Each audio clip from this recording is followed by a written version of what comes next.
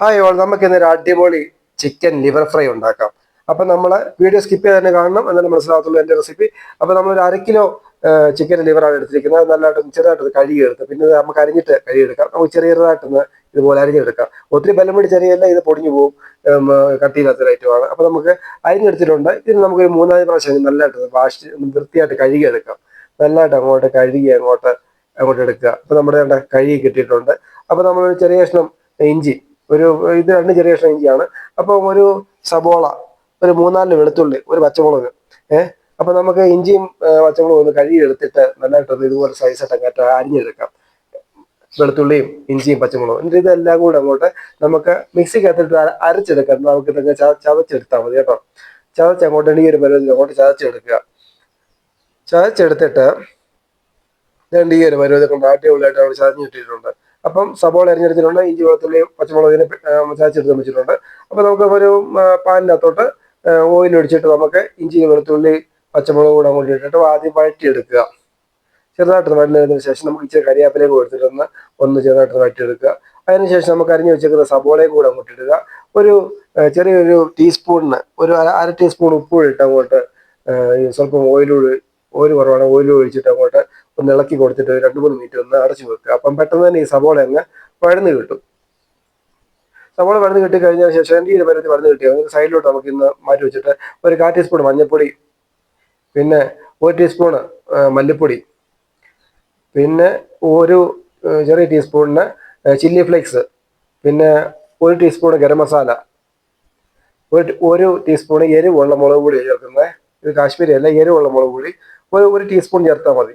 നമുക്ക് ഇതിനകത്ത് കുരുമുളക് പൊടിയാണ് നമ്മൾ ഈ ഒരു ഫ്രൈക്കകത്ത് അത്യാവശ്യമായിട്ട് വേണ്ടിയത്. അതുകൊണ്ടാണ് മുളക് പൊടി നമ്മൾ 1 ടീസ്പൂൺ ചേർക്കുന്നുള്ളൂ. ആദ്യം സൈഡ് വെച്ചൊന്ന് മൂപ്പിച്ചെടുത്തതിന് ശേഷം നമുക്ക് ഈ സബോളയ്ക്കകത്തോട്ട് മൊത്തത്തിൽ അങ്ങ് മിക്സാക്കി അങ്ങോട്ട് എടുക്കുക. നമ്മൾ സൈഡിലോട്ട് മാറ്റി വെച്ച് പറഞ്ഞാൽ നമ്മൾ ആ ഒരു മസാലയൊന്ന് ചെറുതായിട്ടൊന്ന് മൂപ്പിച്ചെടുക്കാൻ വേണ്ടി ചെറിയ ഫ്ലെയിമിൽ വെച്ച് എടുക്കാവും, ലോ ഫ്ലെയിമിൽ വെക്കാവും. അത് കഴിഞ്ഞിട്ട് നമുക്ക് അരിഞ്ഞ് വെച്ചേക്കുന്ന ചിക്കൻ്റെ ലിവറോട് അങ്ങോട്ട് ഇട്ടിട്ട് അങ്ങോട്ട് നല്ലതായിട്ട് അങ്ങോട്ട് മിക്സാക്കി അങ്ങോട്ട് എടുക്കുക. നല്ലതായിട്ട് അങ്ങോട്ട് ഈ മസാല എല്ലാം അങ്ങോട്ട് തേച്ച് അങ്ങോട്ട് മിക്സാക്കി എടുക്കുക. എൻ്റെ ഈ ഒരു പരുവത്തിൽ അങ്ങോട്ട് മിക്സ് ആക്കുക. എന്നിട്ട് നമുക്ക് ഒരു മീഡിയം ഫ്ലെയിമിൽ അങ്ങോട്ട് വെച്ചിട്ട് നമുക്കിത് അങ്ങോട്ട് ഒരു പാത്രങ്ങൾ വെച്ച് അടച്ചു വെക്കാം. ചെറുതായിട്ടൊന്ന് വേകട്ടെ, നല്ലതായിട്ടൊന്ന് വെന്ത് കിട്ടട്ടെ. അപ്പം ഇടയ്ക്കിടയ്ക്ക് ഒന്ന് പാത്രം തുറന്നിട്ട് ഇതൊന്ന് ഇളക്കി കൊടുക്കണം കേട്ടോ. അല്ലെങ്കിൽ പിന്നെ അടി പിടിച്ച് കരിഞ്ഞു പോകല്ലേ. ഇടയ്ക്കിടയ്ക്ക് ഒന്ന് ഒരു 2 മിനിറ്റ് കൂടുമ്പോൾ ഒന്ന് തുറന്നു നോക്കിയിട്ട് ഇളക്കി കൊടുക്കണം. അല്ലെങ്കിൽ ഇത് അടി പിടിച്ച് കരിഞ്ഞു പോകലും മസാല കൂട്ടാനാണ് നമ്മൾ പറഞ്ഞത്. ഇനി നമുക്കൊരു ലോ ഫ്ലെയിമിൽ വെച്ച് അങ്ങോട്ട് കുക്ക് ചെയ്താൽ മതി. ഒത്തിരി ഞാൻ ഉദ്ദേശിക്കുന്നത് കരിഞ്ഞു പോകാനാണ് ഉദ്ദേശിക്കുന്നത്. ഇച്ചിരി മീഡിയം ഫ്ലെയിമിൽ വെക്കുമ്പോൾ നമുക്ക് എപ്പോഴും ഇത് തുറന്ന് ഇളക്കി കൊടുത്തോണ്ടിരിക്കണം കേട്ടോ. ഇതുപോലെ ഇളക്കി കൊടുക്കുക കേട്ടോ. അപ്പം നല്ലതായിട്ടുള്ള മസാലക്കൂട്ടെല്ലാം കൂടി പിടിച്ച് അടിപൊളിയായിട്ട് വരുന്നുണ്ട്. അതിനുശേഷം നമ്മുടെ പ്രധാനപ്പെട്ട ഐറ്റമായിട്ടുള്ള കുരുമുളക് പൊടി, ഒരു 1.5 ടീസ്പൂൺ കുരുമുളക് പൊടി ഞാൻ ചേർക്കുന്നുണ്ട്. ഇത് 1/2 കിലോ ചിക്കൻ ലിവറേ ഉള്ളൂ, അതുകൊണ്ട് 1 ടീസ്പൂൺ ചേർക്കുന്നുള്ളൂ. ഇതിനകത്ത് പ്രധാനപ്പെട്ട നമ്മൾ ബീഫ് വറുക്കാൻ ആയിക്കോട്ടെ, അല്ലെങ്കിൽ ലിവർ ഫ്രൈയോ എന്ത് ഫ്രൈയും ആയിക്കോട്ടെ, അതിനെല്ലാം നമുക്ക് കുരുമുളക് പൊടി ഒരു മെയിൻ ഘടകമാണ്. അപ്പം കുരുമുളക് പൊടി ഞാനൊരു 1.5 ടീസ്പൂൺ ഇട്ട് അങ്ങോട്ട് അടിപൊളിയായിട്ട് അങ്ങോട്ട് ഇളക്കി ഇങ്ങോട്ട് എടുത്തിട്ട് അടച്ച് വെച്ചിട്ടുണ്ട്. അടച്ച് വെച്ചിട്ടുണ്ട്, തുറന്നു നോക്കി ഈ ഒരു പരുവത്തിലായിട്ടുണ്ട്. ഇടയ്ക്കിടയ്ക്ക് നമ്മൾ ഇളക്കി കൊടുക്കണം. ഒത്തിരി കട്ടിയായിട്ട് ഇളക്കി കൊടുക്കുന്നുണ്ട്, പൊടി പോലെ ചെറിയ രീതിയിൽ ഇളക്കി കൊടുക്കുക. അപ്പോൾ ആവശ്യത്തിനുള്ള ഓയിലൂടെ ചേർത്ത് അങ്ങോട്ട് ഇതുപോലെ അങ്ങോട്ട് ഇളക്കി കൊടുക്കുക. ഈ ഒരു സംഭവം എന്ന് പറഞ്ഞാൽ ടച്ചിങ്സിനൊക്കെ എൻ്റെ പൊന്നുപോലെ ഇതൊക്കെ പെട്ടെന്ന് തന്നെ ഉണ്ടാക്കി തീർന്നു ഐറ്റമാണ് ഈ ലിവർ ഫ്രൈ എന്നൊക്കെ പറഞ്ഞ സാധനം.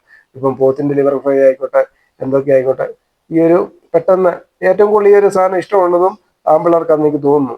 കാരണം എന്തായാലും നമുക്കിന്ന് എടുത്ത് നോക്കിയിട്ട് ഇതിൻ്റെ ഒന്ന് ഉപ്പ് നോക്കണം. ഉപ്പ് ഒരു ഇച്ചിരി കുറവുണ്ട്, അതുകൊണ്ട് ഒരു 1/4 ടീസ്പൂൺ ഉപ്പ് ചേർത്ത് കൊടുത്തിട്ടുണ്ട്. ഉപ്പ് നമുക്ക് കുറവുണ്ടെങ്കിൽ നമുക്ക് ലാസ്റ്റ് ചേർത്ത് കൊടുത്താൽ മതി. അപ്പം ഒത്തിരി ഉപ്പ് ഇത് കൂടിപ്പോലെ. ഇത് ഞാൻ ലാസ്റ്റ് ചേർക്കുക എന്നാ ചോദിച്ചാൽ പ്യുവർ കോക്കനട്ട് ഓയിലാണ് ചേർക്കുന്നത്. അവസാനം നമ്മൾ ചേർക്കുന്ന ഒരു ഐറ്റമാണ് കോക്കനട്ട് ഓയിൽ. അപ്പോൾ ആ കോക്കനട്ട് ഓയിലൂടെ ചേർത്തിട്ട് നല്ലതായിട്ട് രണ്ടീരപ്പോൾ ഒത്തിരി മൂത്തങ്ങ് കയറാനായി പോലെ സ്വല്പം കരിവേപ്പിലയും കൂടി ഇട്ട് ഇളക്കി കൊടുക്കുക. ഒത്തിരി മൂത്ത് അങ്ങ് ഇതായി പോകല്ലേ, സ്വല്പം ഒന്ന് ബളബളന്നുള്ള രീതിയിൽ കൂടെ ഒരു 80% എന്താവും, ഒത്തിരി അങ്ങ് മൂത്തങ്ങ് പോകല്ലേ.